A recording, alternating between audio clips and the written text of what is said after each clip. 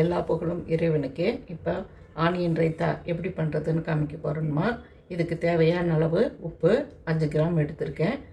ஒரு அரை பச்சை மிளகாய் இந்த மாதிரி நீட்டமாக இது பண்ணி போட்டிருக்கேன். கொஞ்சம் இஞ்சி அது கரகரன்னு அம்மியில் வச்சு நச்சிருக்கேன். இப்போ அதோட வெங்காயம் வந்து ஒரு 1/4 கிலோ சுத்தம் பண்ணி எடுத்துருக்கிறேன்மா.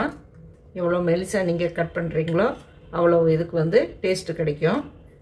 இது தேங்காய் வந்து அரைச்சி ஃப்யூராக அம்மியிலே அரைச்சிருக்கேன். இது இப்போ தேங்காய் நான் இதில் சேர்த்திக்கிறேன். புளிக்காத ஒரு 3/4 வாசி துவஞ்சு வந்திருக்கிற இந்த தயிரை வந்து இதில் சேர்த்துறேன். இது ஏன் இந்த இடத்துல இப்படி சேர்த்துறீங்க அப்படின்னு கேட்டிங்கன்னா, ஃபஸ்ட்டு நம்ம பிரியாணி பண்ணுறதுக்கு முதல்லையே இந்த ரைத்தாவை வந்து நம்ம ரெடி பண்ணி வச்சுக்கணும். அப்போ 1 மணி நேரம் 2 மணி நேரத்தில் வந்து அது வந்து சரியான அளவில் அளவான புளிப்போட கரெக்டாக இருக்கும். அதுக்காகத்தாம்மா. இப்போ இதை ஊற்றியாச்சுமா.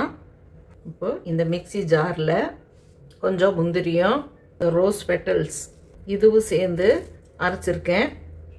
இந்த இடத்துல நீங்கள் எதுக்குமா இந்த முந்திரியும் இந்த ரோஸ் பெட்டல்ஸு சேர்த்துறீங்க அப்படின்னு கேட்டிங்கன்னாம்மா, இந்த முந்திரி வந்து அதுக்கு ரிச்னஸும் க்ரீமினஸும் கொடுக்கும். இந்த இப்போ ரோஸ் பெட்டல்ஸ் வந்து பார்க்குறதுக்கு வந்து மேலே அப்படியே ரோஸ் கலராக மிதந்து வந்து நல்ல இதாக காமிக்கும். அது வாசமனமாகவும் இருக்கும். வெங்காயத்தோட வாசம் இல்லாமல் இதோட ரோஸ் பெட்டல்ஸோட மனத்தை கொடுக்குமா.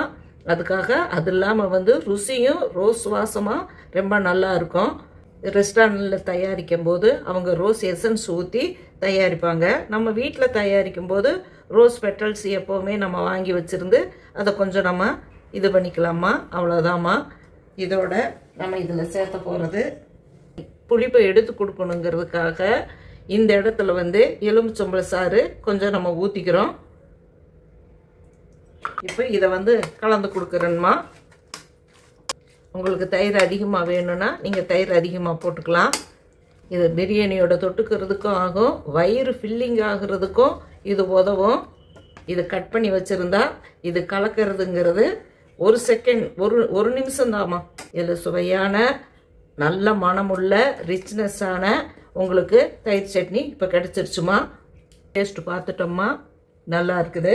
கரெக்டாக ஃபைனல் டச்சாக இதுக்கு போட வேண்டியது உங்களுக்கே தெரியும். கடைசி ஃபைனல் டச்சாக இந்த கொத்தமல்லி தாழையை நான் போடுறேன்மா. இது முந்திரி ஊறி வரும்போது கிரீமினஸ்ஸாக நல்ல கெட்டியாக சாப்பாடோடு வச்சு சாப்பிட்றதுக்கு ரொம்ப நல்லா இருக்கும்மா. நீங்களும் ட்ரை பண்ணி பாருங்கம்மா.